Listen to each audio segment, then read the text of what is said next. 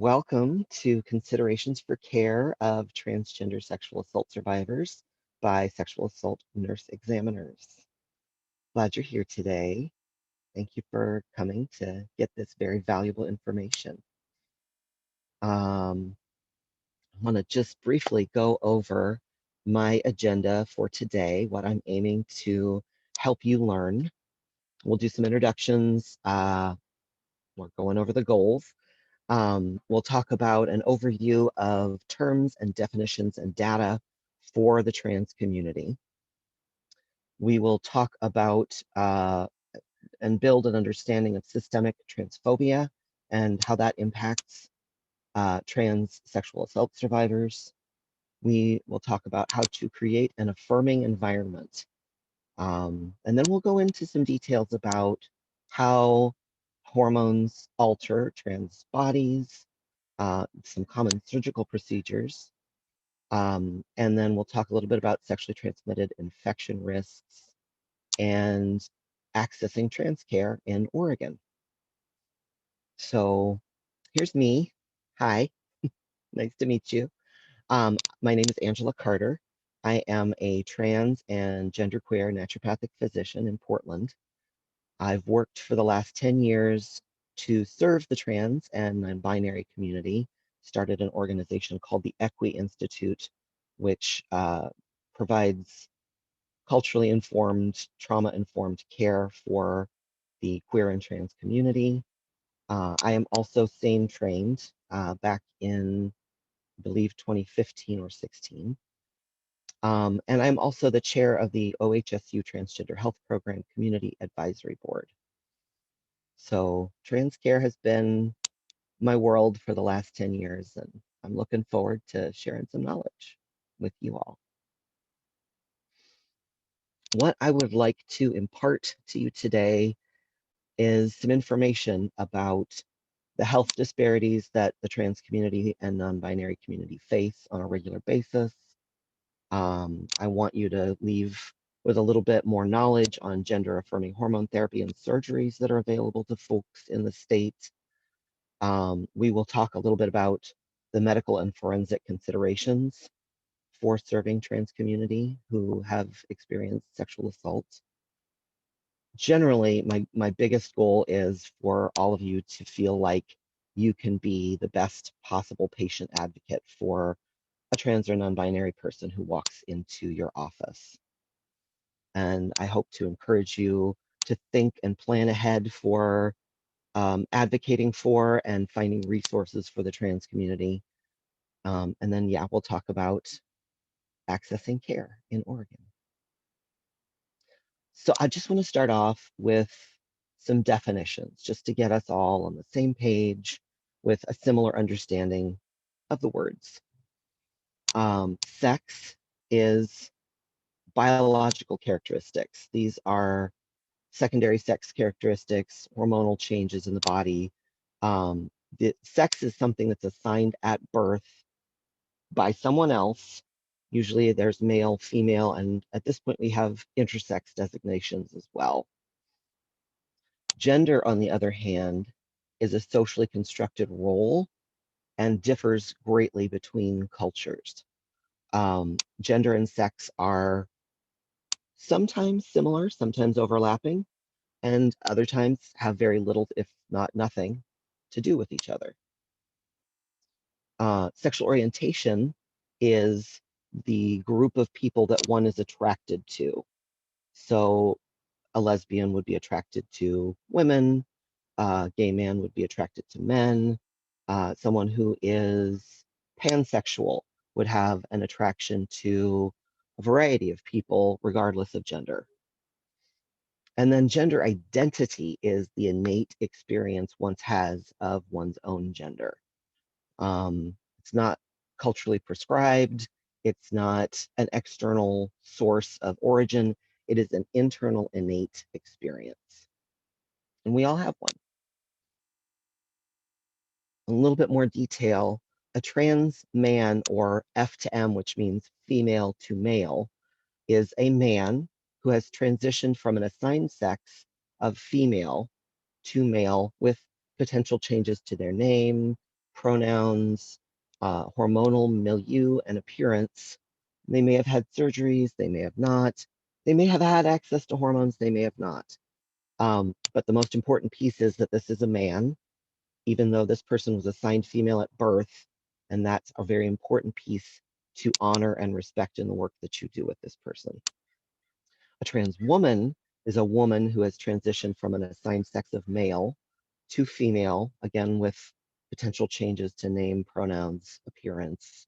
They may have had hormones, they may not have. Someone who is genderqueer or non-binary is a person with a gender that does not fit into our Western paradigm of male-female gender binary. The way that I like to think about it is it's not necessarily a spectrum from male to female. It's more of a three-dimensional space with X, Y, Z, and you can land at any point in that dimensional space of gender. A person who is agender does not feel compelled to or an innate sense of having a gender. They generally just eschew gender. They may not use pronouns. They may ask for you to only use a name, for instance. But that person just generally does not want to be involved with a gendering system.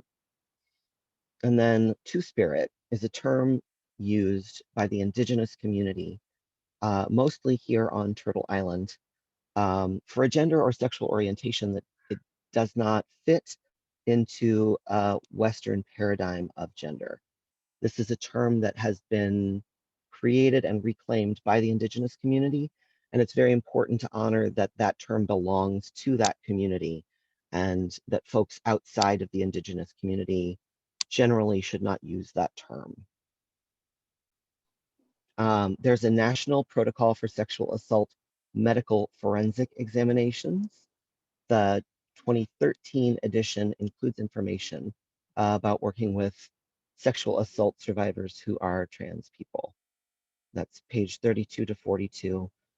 Feel free to find that book and look it up and get a little bit more information about the details.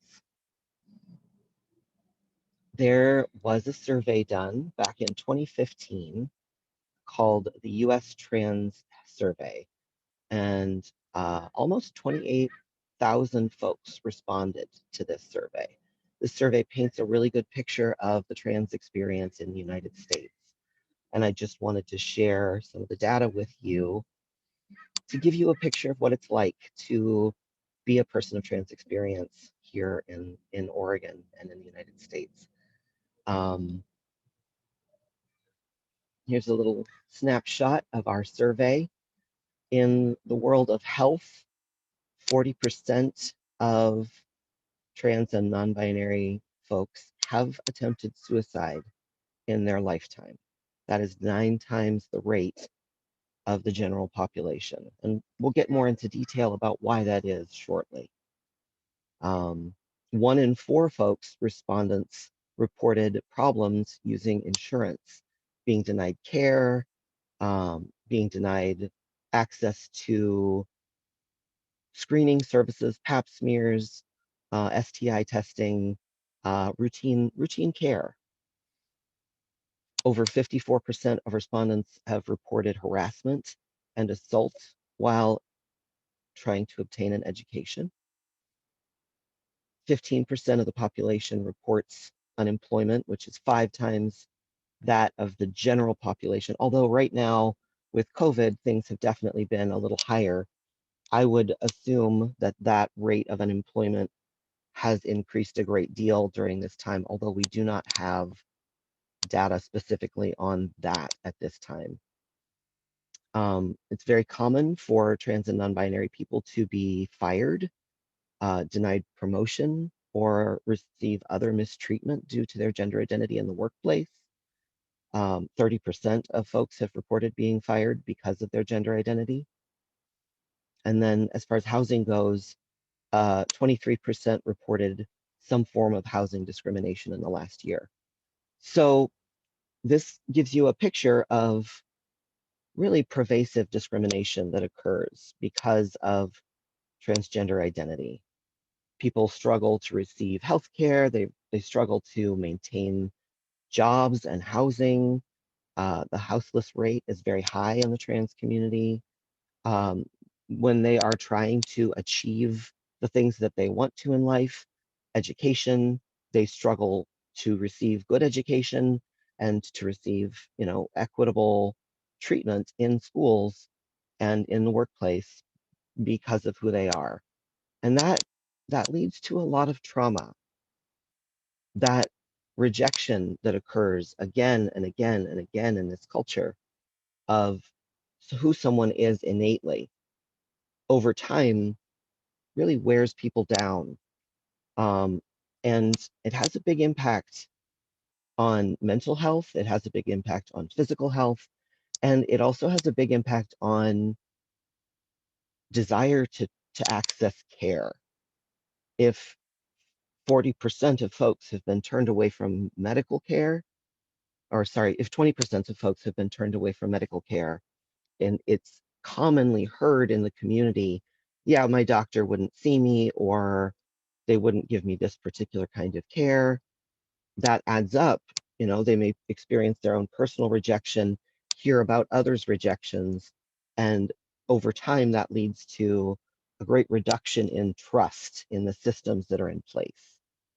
And so it is very common for folks to not access the care that they need because they don't feel that they're actually going to get good care.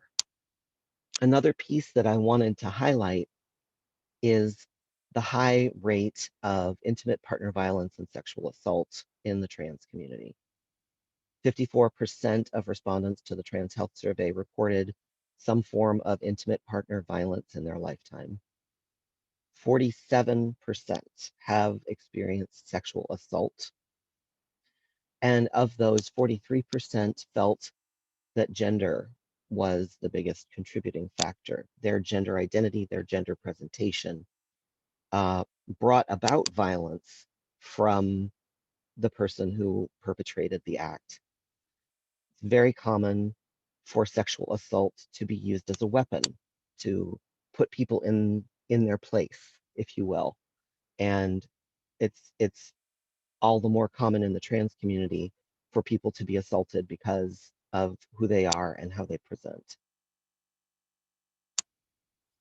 So thinking about all of that and recognizing the intensity of the discrimination that people experience, that can make navigating services really complex, especially around sexual assault, because, if you go to the doctor for a cold, you have a sore throat, you have some runny nose and sneezing, you don't feel good, um, you don't have to tell the doctor, hey, I'm trans, in order to receive care for that. Often people don't because they don't want to complicate the care that they're receiving with prejudice and discrimination.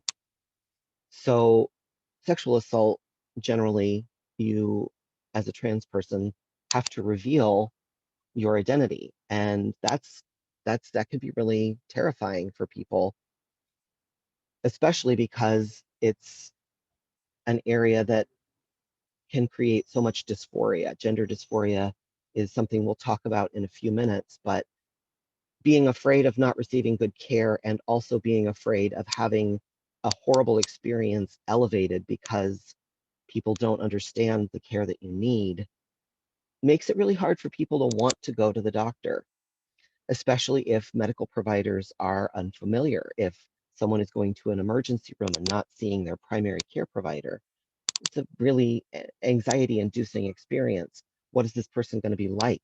What are the nurses going to be like? What are the MAs going to be like? Are they going to be respectful to me? Are they going to use my name? Are they going to use my pronouns? Are they going to ask me intrusive, weird questions about whether or not I've had surgeries when it has nothing to do with what I'm here for?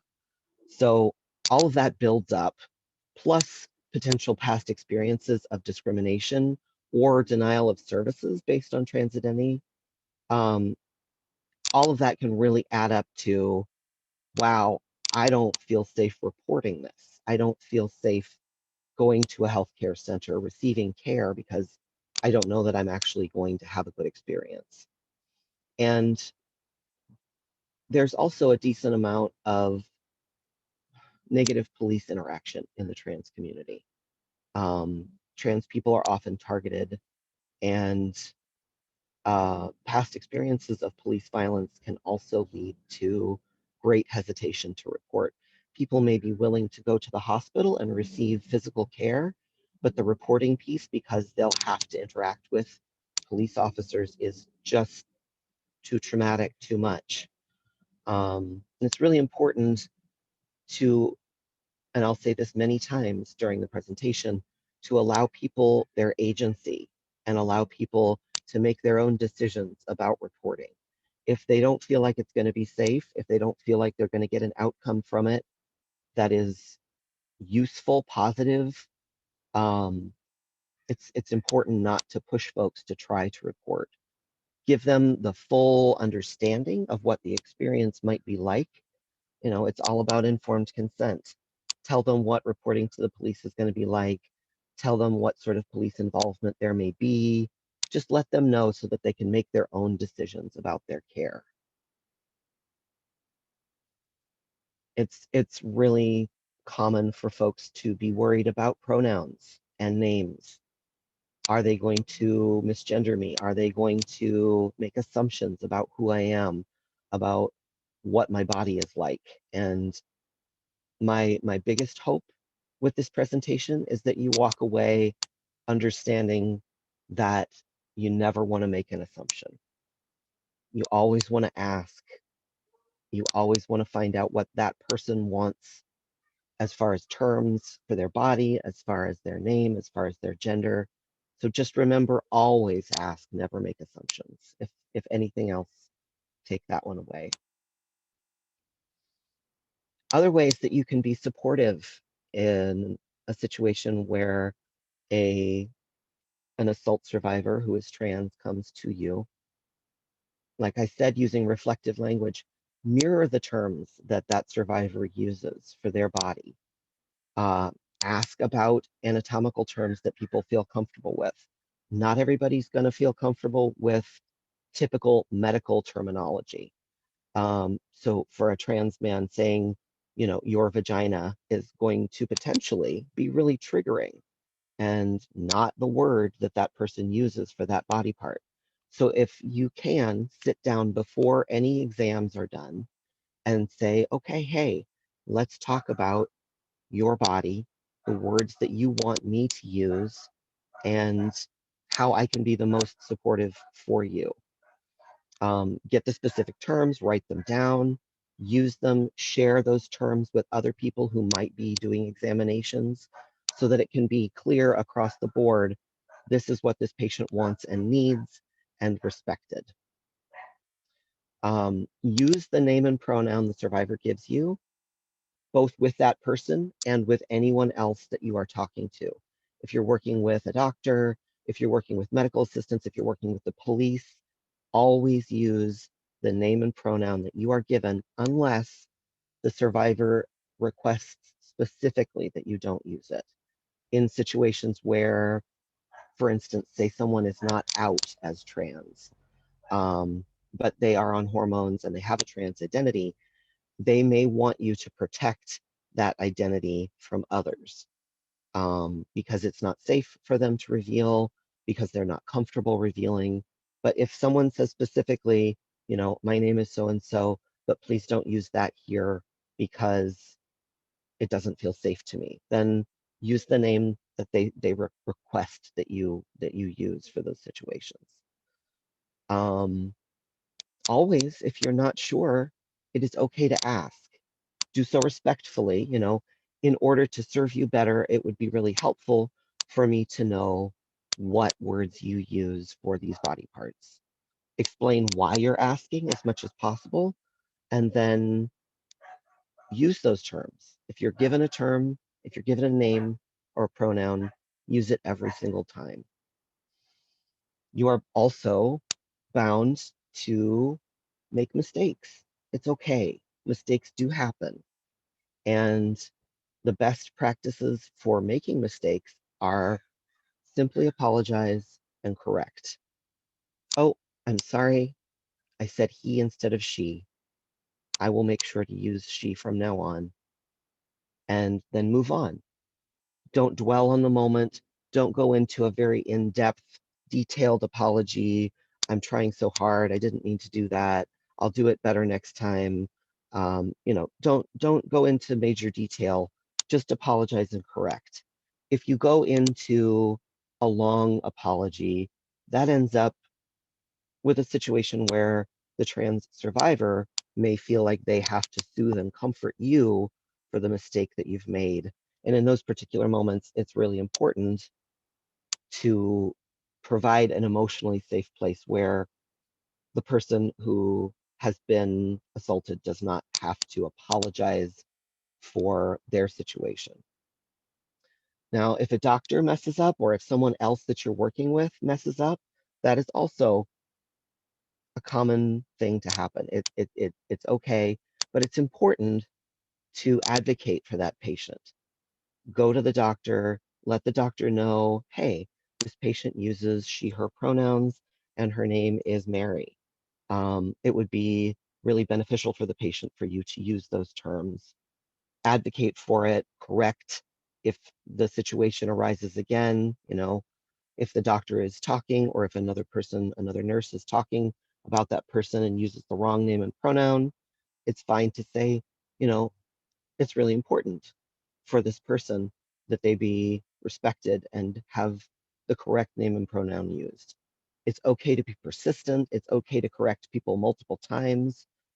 If there may be a power differential in the situation, you may be working with a doctor who has more education, more training, but that doesn't necessarily mean that they know best. The, the person who is in the office and in front of you, your patient knows best. And every single time they should be respected. So it's okay to go to someone else and say, hey, this person is repeatedly misgendering my patient. This person is repeatedly using the wrong names and terms for my patient. Would you, as a person who maybe has more responsibility and more direction of the space, would you please talk to this person and help them understand why it's so important that they use the correct terminology? So it's all about patient-centered care. It's all about putting that person first. And sometimes that means correction. Sometimes that means advocation for them in the office. And that can be hard and scary, but it's going to create the best possible experience. If a trans person recognizes that you are on their side, you are advocating for them, it helps reduce the slight of other people misgendering, and it provides a feeling of safety. So I mentioned gender dysphoria a little bit earlier. Many trans folks have an experience of gender dysphoria, which is a situation where a person experiences a discomfort and a distress because of the dissonance between their biological assigned sex and their gender identity. Not all trans people experience dysphoria, but it's a very common experience. And having a very sensitive exam performed on a body part that you do not identify with or that feels traumatic to have, you know, a lot of trans people, a lot of trans men feel a great deal of discomfort around having breast tissue. They feel like it's not supposed to be there. It was never meant to be there. And if it's injured, say in assault, it can be really uncomfortable to have someone look and observe that body part. It adds to the dysphoria. And so to mitigate that potential distress, it helps a lot to sit down and talk with your patient about each step of the exam. First we're going to do this, then we're going to do this, and this is why we're doing this. This is what is being discovered by this part of the process. And then asking for consent both in the discussion and also for each point of the exam. Patients can revoke consent at any point, and if during the exam someone says, I can't do this, then you stop. And you, again, use those body part words that you discussed in the beginning of the exam for those different pieces of the exam to minimize the distress around dysphoria as much as possible. Really, if you bring it up and say, hey, I recognize that this might be a really dysphoric experience for you. How can I support you through this process and minimize that experience for you? That's going to get you a lot of great feedback. And it's going to be individual for every person. Not everyone has chest dysphoria. Not everyone has genital dysphoria. Some people might have dysphoria around having curvy hips. Some people might have dysphoria around having too much body hair or the shape of their face. It really depends person to person. So if you can find out about where that dysphoria lies and do everything that you can that is suggested by your patient to minimize that dysphoria, it's going to be a much kinder situation. It's really common for folks to have a lot of shame after sexual assault, and that dysphoria can add to that shame. So again, communication about body parts, communication about name, pronouns, how the exam is approached is all really crucial information to gather. Another piece of being a trans person in this culture is a feeling of being hyper medicalized. Um, Trans people have to seek out medical care to transition, so they're kind of stuck in the medical system. They have to receive care in order to have a body that feels congruent to their mind, to their spirit. And so oftentimes people encounter in their trip through the medical system people who are very curious about their bodies, about who they are, about what they've had done to their bodies. And people will ask really intrusive questions. I'm here for a broken arm. Have you had the surgery? It's not relevant in that situation. So as much as possible, try to minimize the hyper observation, the hyper medicalization that can occur, and try to minimize intrusive questions. If you don't need to know if someone has had a surgery for the exam that you're doing, you don't need to ask. If it's relevant, of course, ask. If it's important to the forensic exam, if it's important to understand, like, is this a new scar or an old scar, then it's reasonable to ask. But as much as possible, keep your curiosities to yourself during those exams and do some research afterwards to find out more details. Let that person just be a person and not a science experiment. So a little bit more about law enforcement and the potential for mistrust there. 5% of trans folks in the Trans Health Survey reported some kind of an assault by law enforcement. 28% report being harassed in a medical setting. Almost 20%, 19% of folks have been directly refused care, turned away from service. 2% of folks have been physically assaulted in a doctor's office. And altogether, half of us have to teach our medical providers how to offer care. And that's not even necessarily around hormone therapy. That might be just information about providing a pap smear, information about medications that they might be on and the interactions that might occur. Um, and so all of this adds up to only about 9% of transgender survivors of sexual assault reporting and following through with the reporting process of their sexual assault. So very common experience, very rare to report. If you are seeing a trans person in the emergency room coming to report sexual assault know that that is a hard journey and that they're going to need as much support as possible. And you have the capacity to offer that support um, in many ways. In some ways we've already talked about, in some ways we'll talk about in a few minutes here. So, okay, how do we create this safe environment for folks? How do we build a space where an assault survivor can feel like they trust their providers? We've talked about pronouns, we've talked about body parts, we've talked about using appropriate names and terms.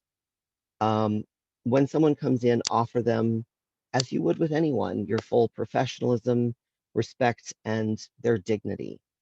Um, as much as you can, you may end up being surprised by some things you learn, by some things you see. It may be new to you, but really try to control your personal reactions. You know, don't say, "Oh wow, I didn't know such and such a thing would happen with your genitals when you take hormones." You don't want to talk about that. You don't want to medicalize people more than they're already being medicalized. So hold your personal reactions until you have a chance to be alone and then do your research, talk to people, learn more, get more experience. But in that moment with that patient, try to be as professional as possible. Go into detail about the reporting process. Uh, walk people through it step by step so that they have a clear understanding of the process and can make an informed consent about what parts of the process they want to be involved with. And again, if at any point a person says, "I can't do this, this is not for me," respect that choice and move on with the exam. I will reiterate here again, always, always, always use the name and pronoun they request. And with the forensic exam, whatever anatomy may be present, that's the kit that you're going to use. That's the screening set that you're going to use. If a person has a penis and they're a woman, use the techniques that you would use for a person with a penis. Um, you know, uh, in certain instances, you may need to add a little bit of water to a swab. For instance, if you are doing a vaginal collection from a trans woman who has had gender gender affirming surgery, she's had a vaginoplasty. They're not self lubricating most of the time, so a little bit of moisture on the swab can be helpful to reduce friction. But largely, other than that, it's just stick with the protocol for each set of anatomy. You may not know that a person is trans when they first walk into the office, and they may not know, they may not want people to know that they're trans. So, as much as possible, maintain that respect and professionalism and privacy if you learn someone is trans and they're not interested in sharing that information with the rest of the clinic. Um, you know, in moments where you need to disclose, for instance, if someone is doing a medical exam and needs to understand the details of that person's body, it's reasonable to disclose that information. But if someone is trans and they have had surgery and they've been on hormones, and it's not going to matter to anyone else who's not doing an exam. It's not important information to share, and it's more important that it be kept private so that person can be seen for who they are. It's possible that sometimes friends and family might not be aware of trans identity. Uh, a parent, for instance, of a trans person may not be aware that their child has transitioned, or um, they may have a friend group who they met after transition and they don't disclose their trans identity. So it's really crucial that you keep that information to yourself. And it's medically protected information. Don't share with friends and family, especially if that person says, hey, I need you to not talk about this with the people in the waiting room. Don't talk about it. It's just off the table. There's some question about whether trans identity needs to be a part of the medical record. I've worked with folks who have requested, please don't put in that I'm trans. I am done with all my surgeries. I take hormones. I don't have a uterus, but that's that's just me. And there are plenty of other women who don't have a uterus. Does it have to be in my medical record? And you know, it's hard to say. I personally believe being in truly honoring the person that you're with. And if they say, I don't want my trans identity in the medical record, I will leave that out. I will just say, 24-year-old woman reports to clinic after sexual assault for for treatment, and leave out the trans identity piece. On the forensic exam, you can say, you know, natally absent uterus, patient has no cervix. And that is clear that that person has not been born with a uterus, but it's not disclosing necessarily their trans identity. So work with the patient, find out what they're comfortable with disclosing and what they're not, and try to include that as reasonably as possible in the medical paperwork that you do. And as much as possible, give them their agency, let them make their decisions, let them choose, because they've just been through a situation where they have not had choice. And returning that choice to them can be a healing process. So as far as documenting, non-biased specific reporting, for instance, the patient has, natally has no cervix, natally has no uterus. There are scars from prior surgery at the posterior fourchette and along the labia majora. So you can be really anatomically specific, but again, you don't have to disclose gender, and you don't have to disclose transgender identity in the forensic reporting if that patient doesn't want it to be a part of the reporting. Use non-gendered body maps as much as possible when working with your patients. It can be triggering for a trans person to see a body map that maybe represents their anatomy, but doesn't represent their gender identity. So as much as possible, stick with something neutral. If it's possible, advocate for changes on your intake forms. Oftentimes there's check boxes for M and F, and there's no other options. There's nowhere to disclose trans identity even. There's nowhere to put down I'm genderqueer. And so if you have the opportunity, advocate with your clinic to get those included on your intake forms, so that not only can your patients be seen and understood for who they are, but the medical knowledge that is important to have is there. Always explain why you're doing what you're doing. I'm using this form because this is the genitalia that you have. In our system, it may be gendered.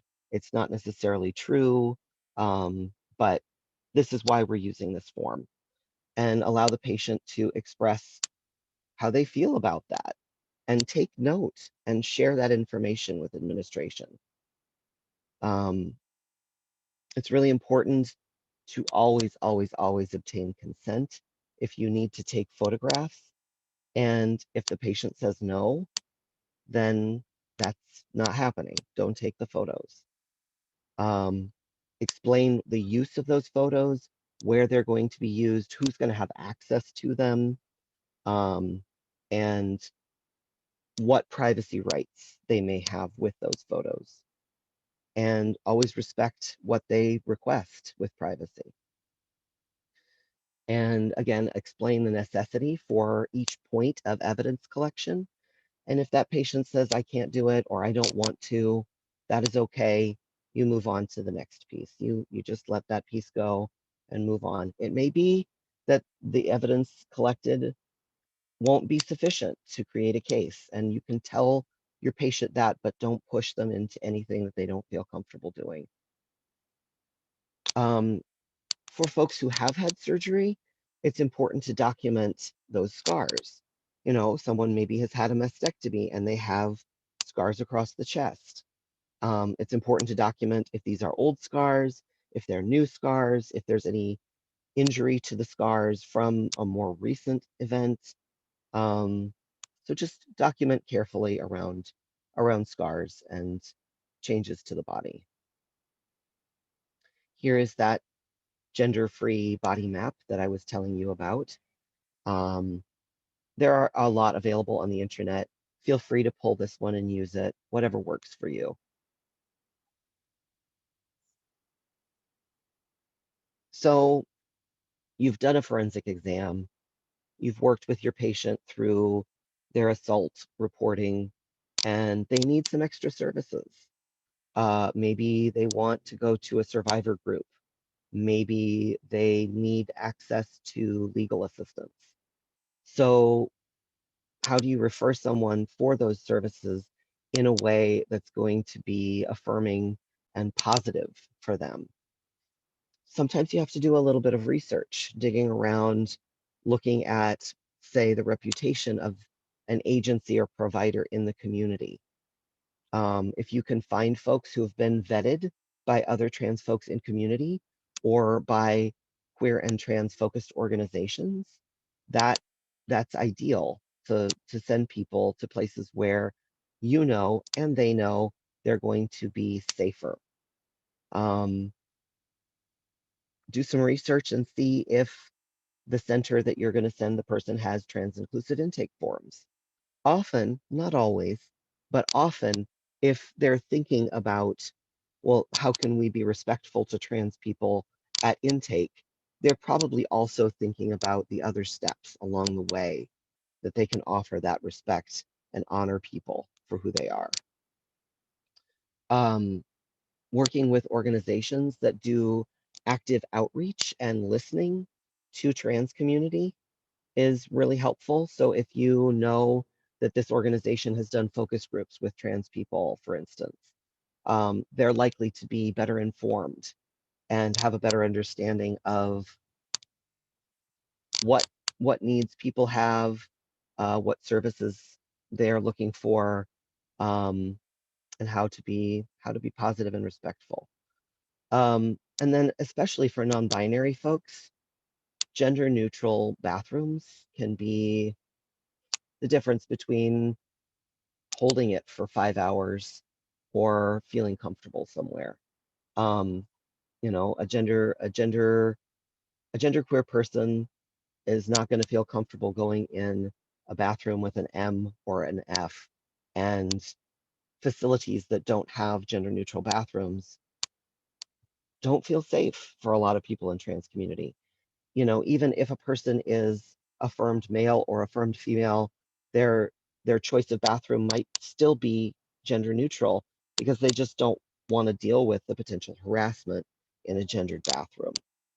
So all of these points are great to advocate for within your own organization and also to look for in any organization that you may refer your patients to in the future. Now we'll go into some surgical and hormonal considerations in working with trans folks.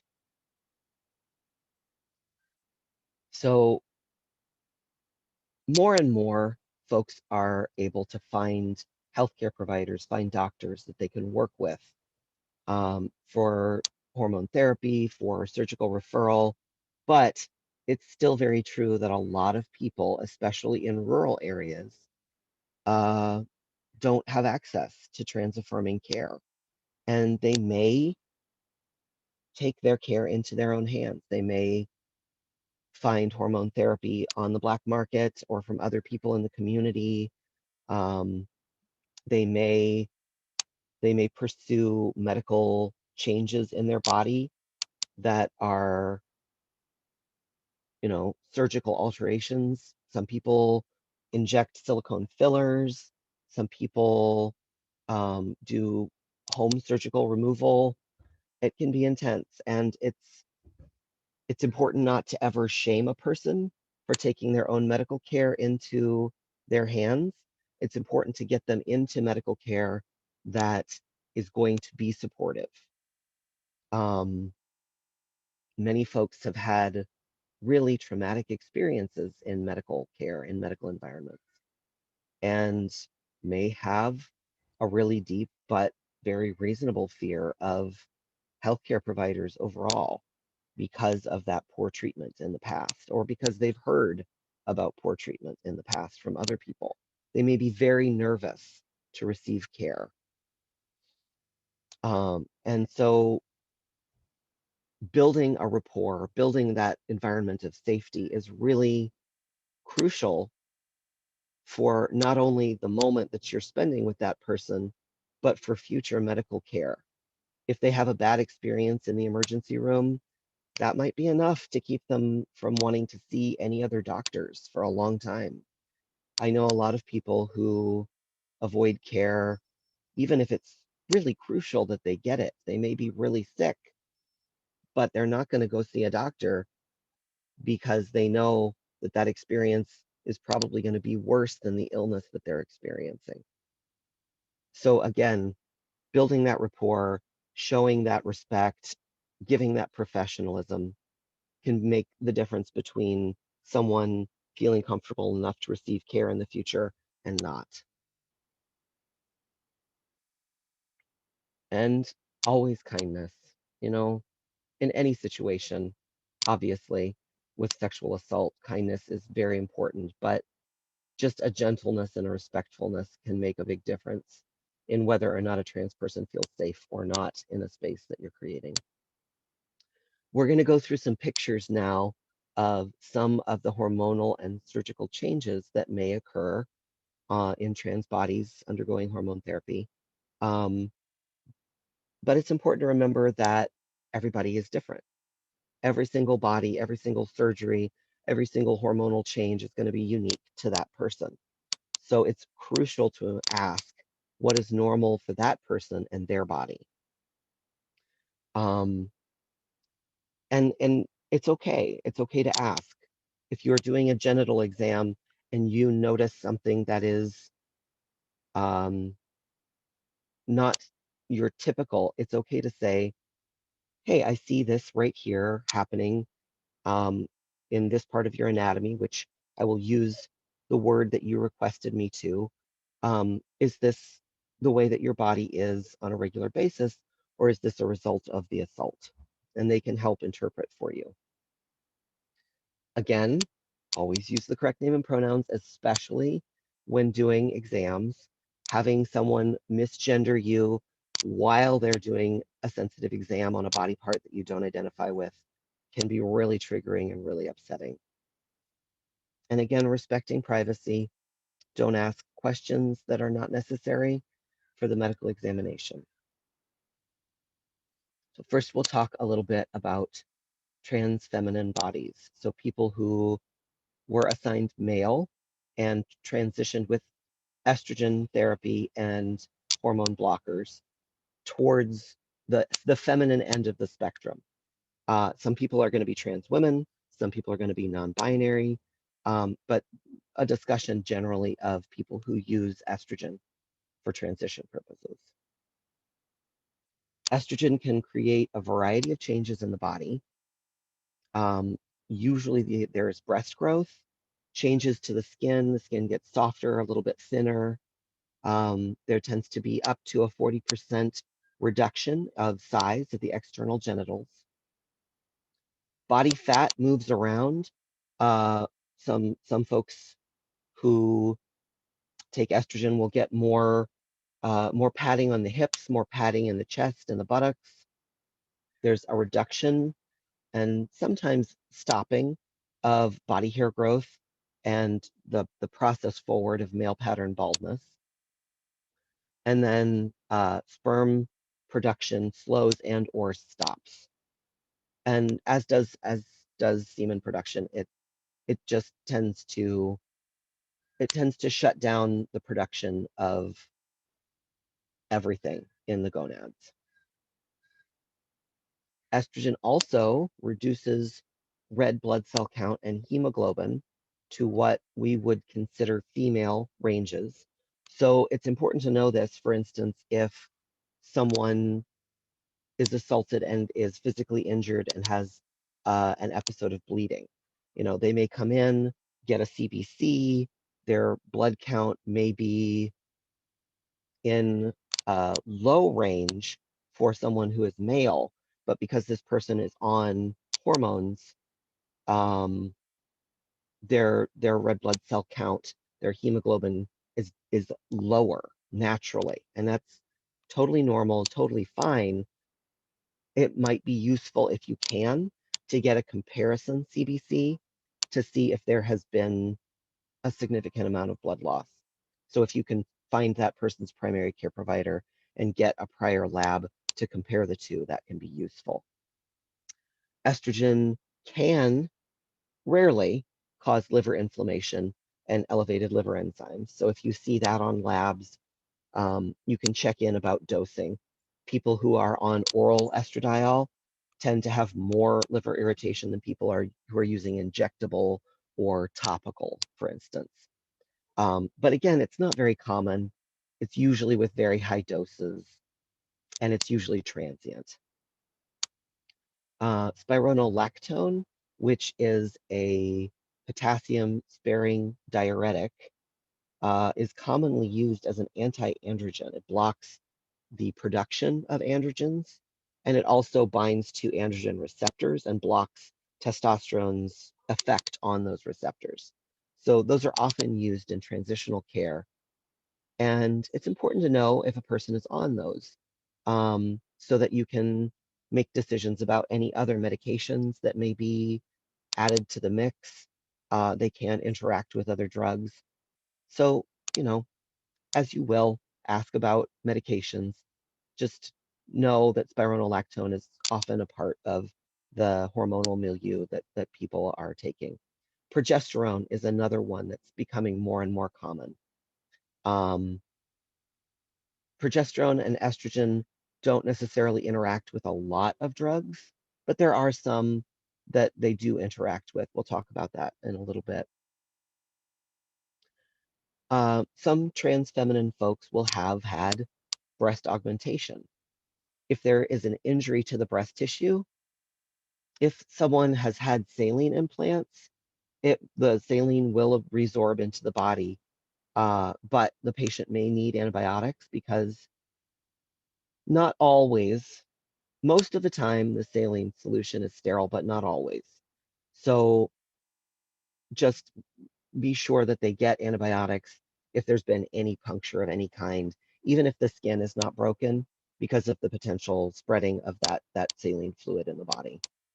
If the patient has silicone implants and they are ruptured, that silicone can travel through the body. Sometimes it can stay in the breast capsule, but oftentimes it can travel through the body and cause a lot of pain and some pretty significant illness. So if the puncture has happened, regardless of whether it's saline or silicone, silicone may be a faster referral to get that stuff out of the body as quickly as possible. But either way, make sure that the patient has a referral for repair so that they can get another implant in after they've healed from the injury. Some patients will undergo what is called a vaginoplasty or a vulvaplasty. Vaginoplasty is typically done by removing and inverting the skin of the penis, and then a channel is opened up anterior to the rectum and posterior to the prostate, which is preserved. That inverted skin is included in the canal, And then the glans is used to shape the clitoris, and the scrotal tissue that remains is turned into labia majora and minora. In a vulvaplasty, the external genitals are created from the scrotum and the glans, but there's no depth created at the perineum. Some trans feminine folks just are not interested in penetration being a part of their sexual activity, so they don't opt for the creation of a canal. Here's a couple of images of post-surgical vaginoplasty. You can see that there are some scars along the labia minora, in the posterior fourchette, around the clitoris where it was anchored to the pubic symphysis. And it's important to know that the vaginal canal is typically squamous, keratinized epithelial tissue. There's no cervix, there's no mucosa. So again, where there is no mucosa, you might need a little bit of moisture for lubrication, because um, vaginoplasty and vulvoplasty, generally the glands have been either eliminated or closed over, and there's no natal lubrication present.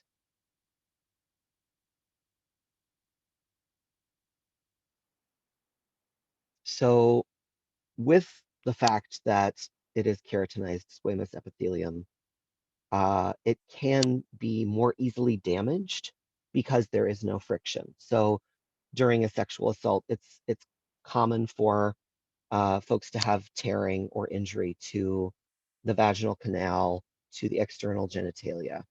So if that is something that does occur, it is really crucial that folks not be told after vaginoplasty. There are a series of dilators that are given to the patient to help keep the vaginal canal open and patent while it heals.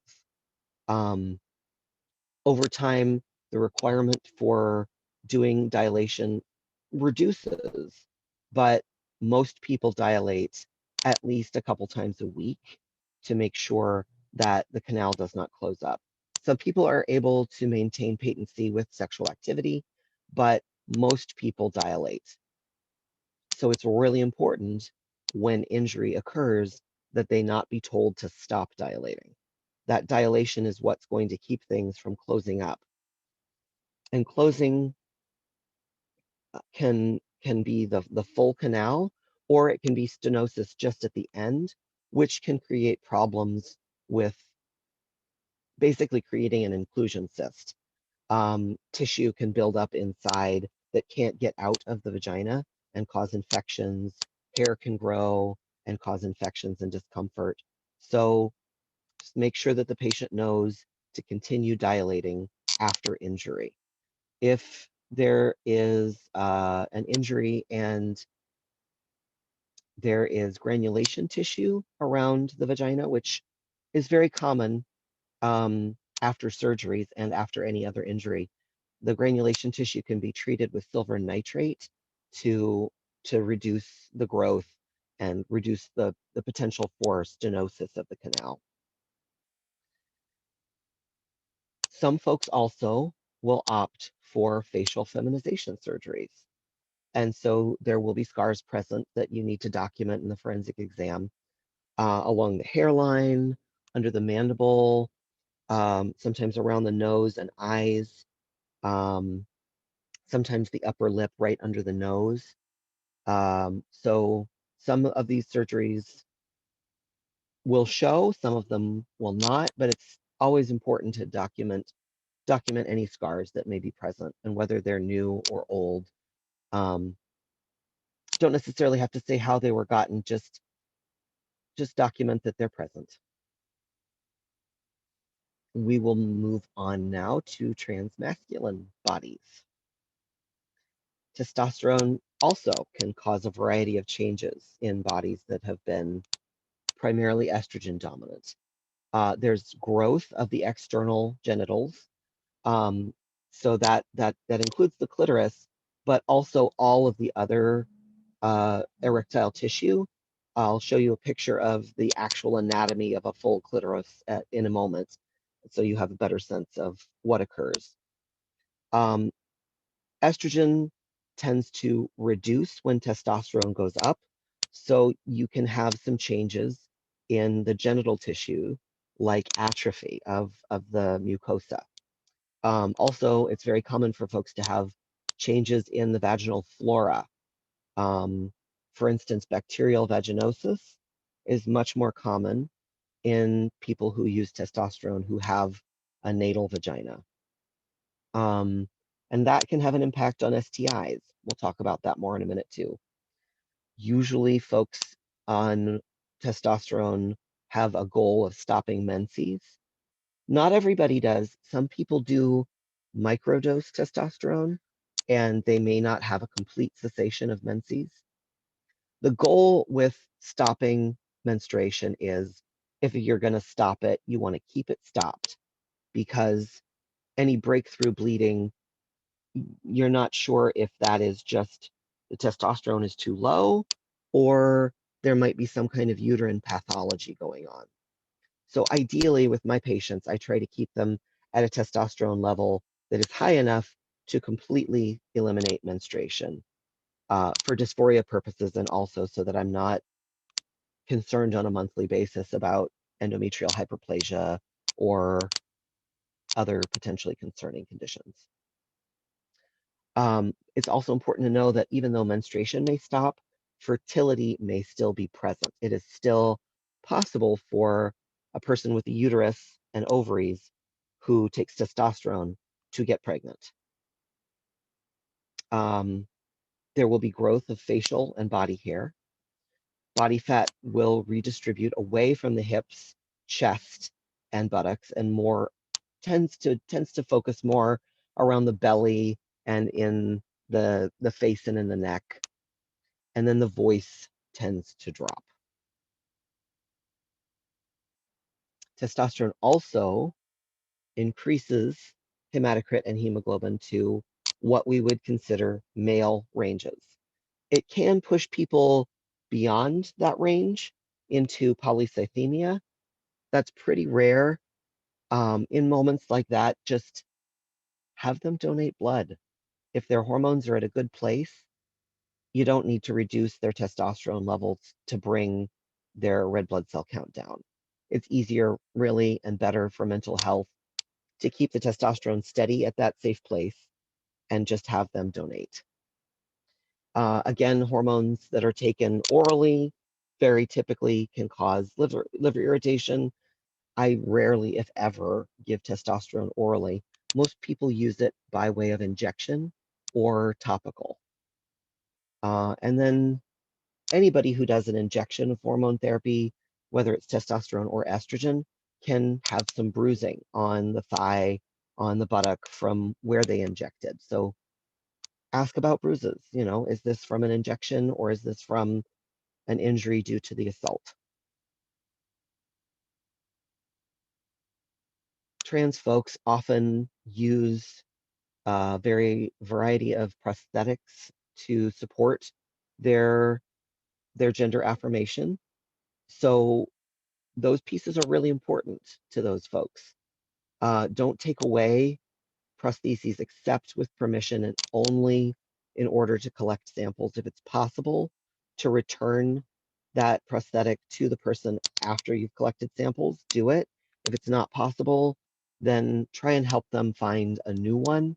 They can be pretty costly, and uh, it's really rough to have what you consider a part of your body taken away from you. So as much as possible, try and make sure that it can be returned. Some trans masculine folks wear chest binders to compress chest tissue to give a more flat, traditionally masculine appearance. As much as possible, again, don't take that binder away. That is providing a feeling of safety and security in a situation where they're already traumatized. If possible, let them use their binder again after the upper body has been examined. And if you have to take the binder away for forensic evidence, uh, help them find an appropriate binder and appropriate clothing for when they have to leave the hospital so that they can feel safe and comfortable leaving, going out, and being in public. Depending on how long someone may have been on testosterone, the tissue in the vagina can become atrophied, similar to what you would see in a postmenopausal woman. So more tender, more easily friable, more easily torn. So extra caution is important during the forensic exam. Use the smallest speculums you can find, and as much lubrication as possible. And offer, if you can, offer the patient lidocaine gel for tender areas that if they just cannot tolerate a speculum, often a little bit of lidocaine gel, wait 5 to 10 minutes, and then you can proceed with the exam without pain. Um, touch of any kind, doesn't matter how professional it may be, it can trigger dysphoria, which can be super traumatizing on top of an already traumatizing experience. So it's really crucial to ask every single time you touch. Not to say, okay, I'm going to touch you, but to say, may I touch you? Is that okay? May I touch you here? May I touch you there? This is why I need to do that. Always keeping in mind the informed consent piece. Now we'll go into a little bit more about surgeries. Some transmasculine people will choose to have what is called top surgery, which is the removal of breast tissue to create a more masculine chest contour. There are multiple different kinds of top surgery. There's periareolar or keyhole, which the incision is done right around the areola, and the tissue is removed through that small incision under the nipple, and then the tissue, the breast tissue itself is removed, but the skin over the breasts, there's not as much of it. This is typically done with people who have smaller amounts of breast tissue, and that tissue can then, with a binder, be flattened to the chest wall and heal into a flat contour. So that's one type. Double T incision is another for folks, especially for folks who are wanting to preserve nipple sensitivity after they have their surgery. Basically, a double incision underneath the chest tissue is done, but the nipples and the stalks are preserved. The nerve and blood vessels to the nipples are preserved. And then they are they're folded under and raised up a little bit on the chest through a T anchor incision. You can see here in the picture at the bottom, it looks like an upside down T. So those are both very common. The most common, I would say, though, is the double incision mastectomy, where the nipples are removed completely and freely grafted onto the chest wall at a higher place, and then all of the breast tissue is removed by a double incision. Typically, there's scarring from the sternum to about the mid-axillary line. Depending on the person, the scar may be a thin line, or it may be that it stretches out and you have a wide incision line.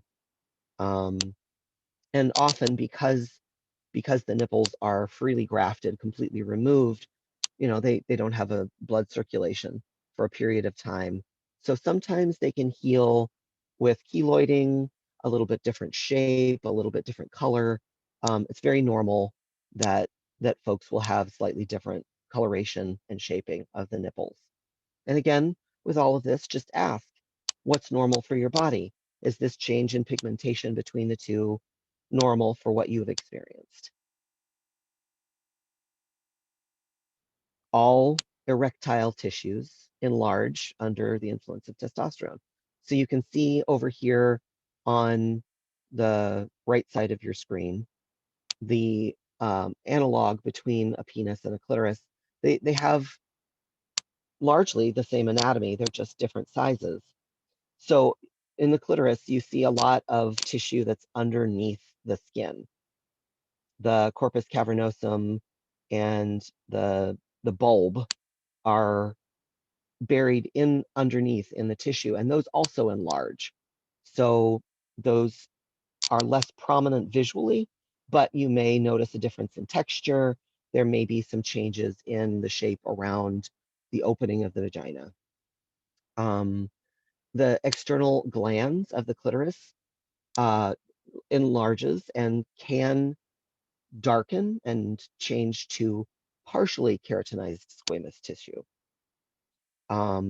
And then again, I talked earlier about the flora change in the canal, more frequent bacterial vaginosis, which puts people at higher risk of contracting sexually transmitted infections.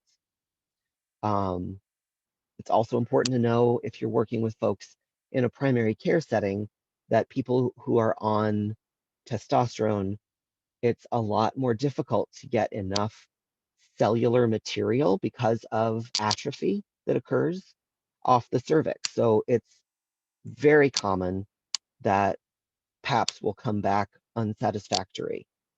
So with transmasculine folks on testosterone, what I tend to do, usually you do, 1, 2, 3, 4, 5 sweeps of the brush. I do up to 10 to make sure that I get enough cellular material to get an adequate PAP. If you do not get enough cellular material, it's still possible to ask them to run testing for HPV. So even if the PAP comes back unsatisfactory, you can still say, hey, can you test for high risk, low risk HPV on that sample? And often, usually, they can. Some transmasculine folks will decide for some genital surgeries to bring their body more into congruence with their gender. One of those surgeries is called a metoidioplasty, meta for short. So basically, the body of the clitoris is removed from the pubic symphysis. It's not removed entirely, but the suspensory ligament is cut, and it is extended further out of the body. Sometimes the surgeon will add a little bit more girth to the clitoris using external tissues. Sometimes it's just a snip where it's just removed from that suspensory ligament. Some people may also opt for urethral lengthening. Most commonly, that's done with phalloplasty, but some people with metoidioplasty may also opt for that, having the urethra extended to the tip of the glands of the clitoris so that they are able to stand and urinate. Scars tend to be around, a lot of the time, people who get metoidioplasties will also have much of the labia removed to provide more prominence of the the clitoris and um, just to provide a better uh, a shape to the genitals, a genital shape that feels more like what matches the person's body. And so there can be scarring around where the labia majora used to be. There can be scarring at the base of the clitoris, and there can be scarring around. Some people will opt to have a vaginectomy as well, where the vaginal canal is removed. That's done typically if a person is going to have any kind of urethral lengthening, it's pretty essential that that be done because the risk of um, strictures, urethral strictures, and fistulas goes way up if a person does not have the vaginectomy done.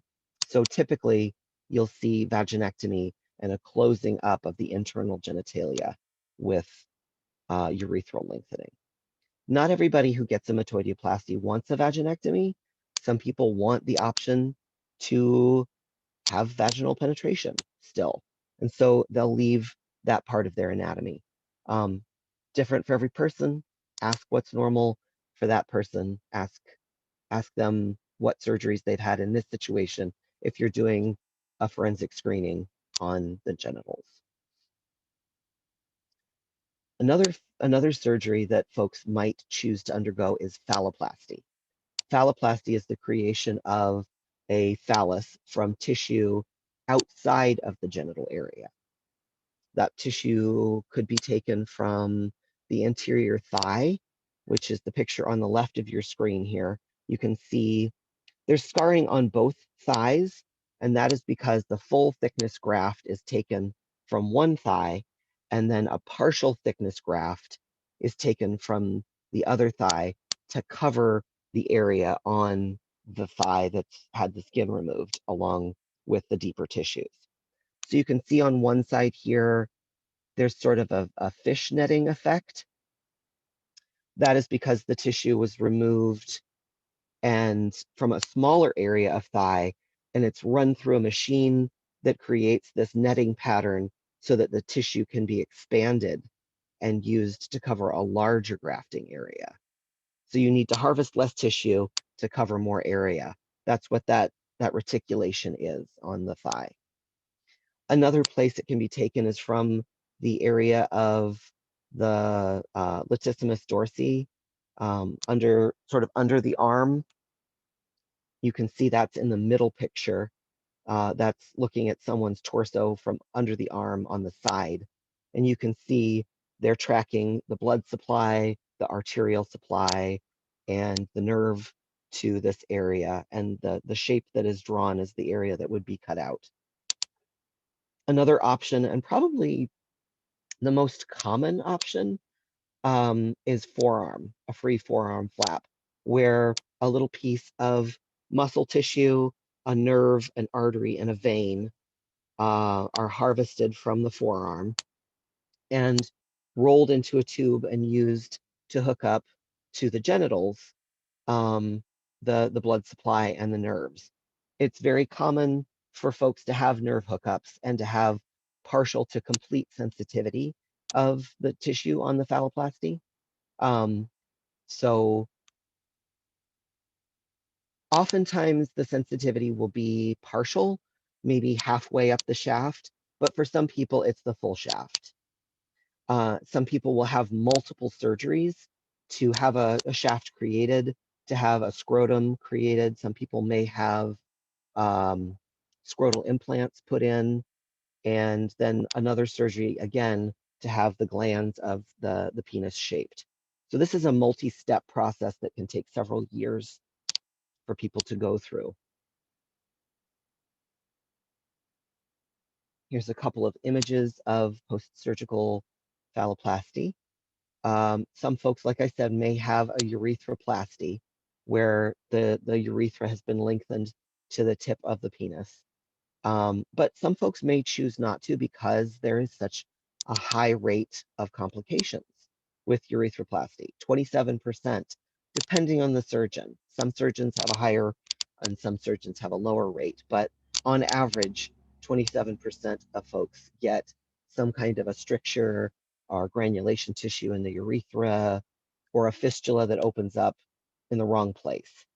And so their choice may be to have a urethra that ends on the perineum.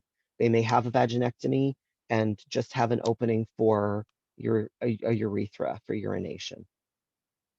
And in all of these, the body of the clitoris is typically incorporated into the underside of the phallus, and the nerves from the clitoris are used to hook up the skin on the phallus.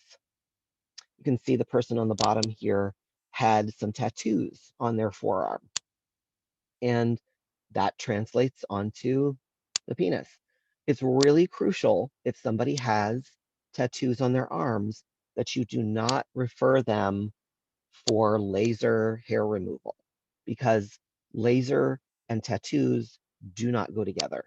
They need to have electrolysis and not laser because it will burn the skin where the tattoo is. I had a friend who went to get laser surgery and he was unable to use the skin on his arm because it burned so badly. He had to go to the other forearm to have the tissue used. So be really careful with laser and tattoos. And then finally, some people may be interested in body sculpting liposuction if they have too many curves or if they want more curves. So scars can be present on the torso, on the thighs, on the hips from that kind of surgical procedure.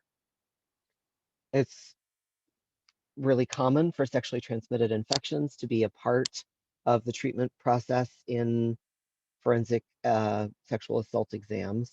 So here's some good information on working with trans folks. Post-exposure prophylaxis for HIV does not impact hormone therapy, and hormone therapy does not impact post-exposure prophylaxis. There are a couple of medications for HIV that are not a good combination with estrogen. For instance, emprenavir or fosemprenavir are not recommended with estrogens because the estrogens increase the liver processing of those drugs and can make them metabolize out of the body faster. So you get lower serum levels and the drugs are not as effective. But the rest of the HIV medications are largely open to use, totally fine. There have been a number of case studies, although no big trials, of STIs in trans folks. So trans women with vaginoplasty are susceptible to gonorrhea, HIV, herpes infections, fungal and bacterial infections. So if someone has been assaulted, it's important to offer STI prophylaxis for all of those potential outcomes. But trans feminine folks don't have a uterus or ovaries, so pregnancy prophylaxis won't be necessary. For folks on testosterone with no menses, pregnancy prophylaxis probably is necessary.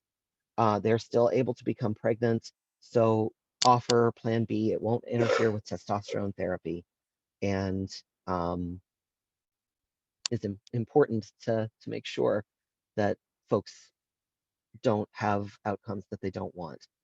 Again, the testosterone can change the mucosa. It's more fragile, so there's more of a likelihood of acquiring an STD if the perpetrator had an STD. So again, give appropriate STD treatments and prophylaxis. Well, now we can talk a little bit about the broader picture of trans care in Oregon. There are a number of hospitals in Oregon that have gender affirming surgeons. OHSU, Legacy, Kaiser, Providence are all hospitals that have people who do a variety of surgeries. Legacy and OHSU are the only hospitals that do genital gender affirming care, but people can receive top surgery, body contouring, tracheal shave for trans feminine folks who don't want the cartilage to be more prominent. People can get surgeries at a number of different places. Most of the surgeons are in Portland. There may be some folks, there are some folks on the coast. There may be some folks in Eastern Oregon, but mostly it's in Portland. So a lot of your patients from rural areas will have to come into the city to get gender affirming care. But any primary care provider who has been trained can offer hormone therapy, and people don't have to come into the city for that. I think it's really crucial that doctors and nurses learn to offer hormone therapy to trans folks, regardless of where they live, because we are everywhere and people shouldn't have to drive 5 hours just to get their medical needs met.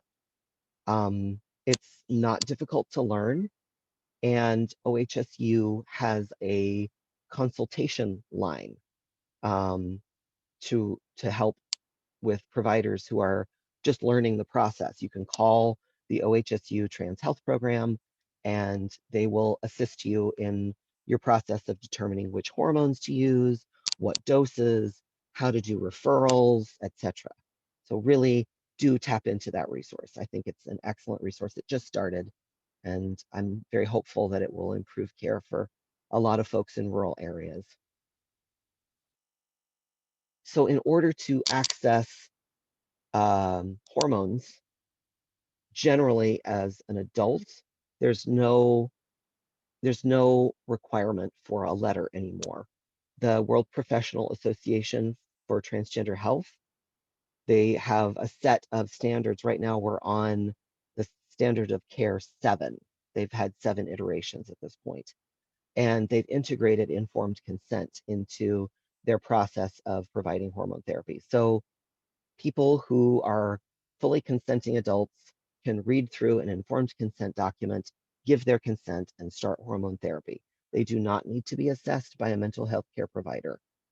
Youth generally do need an assessment letter, and most of the insurance companies in Oregon are going to request that they be seen by a pediatric endocrinologist.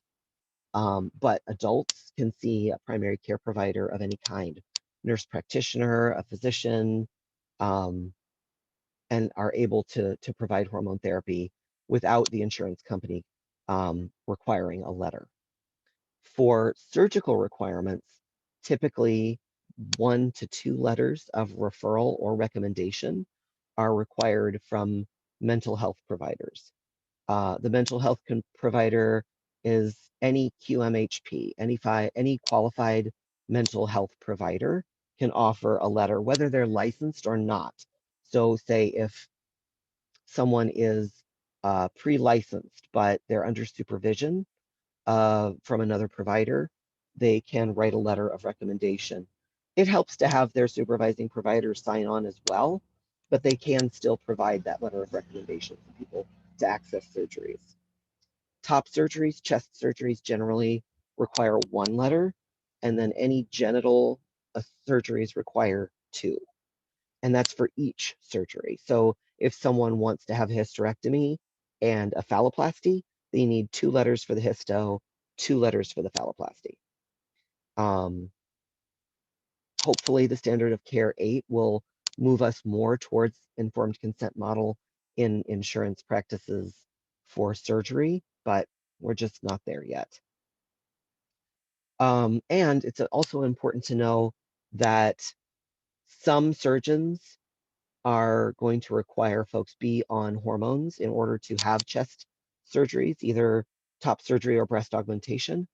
But most insurance companies in Oregon do not require that as a prerequisite to have surgery.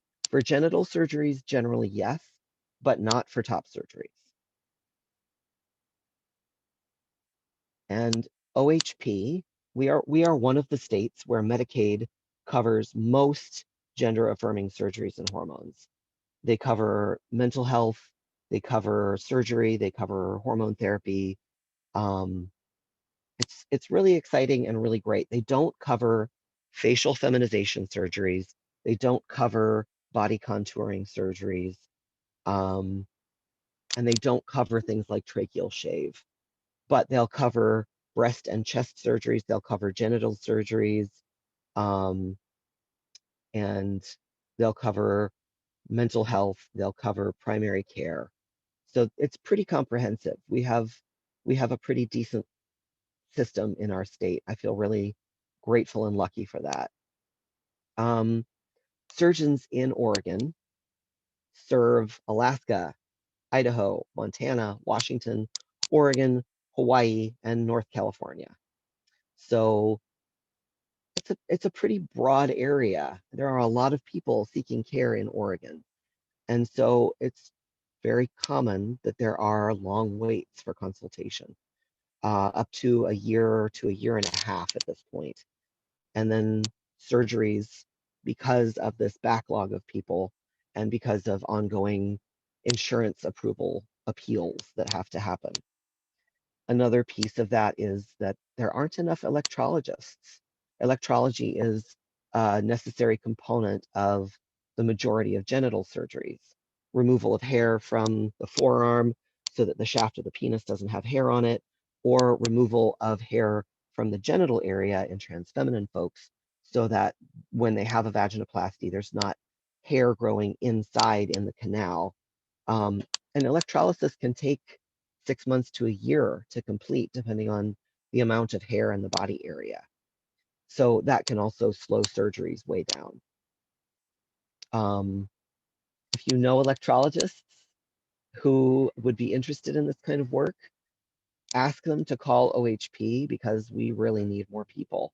And we need more people in rural areas, you know? People shouldn't, again, have to drive 2, 3, 4 hours to get to the city once a week to have electrolysis. That's a huge barrier to care. So anything that you can do to advocate for getting more folks in that work would be awesome.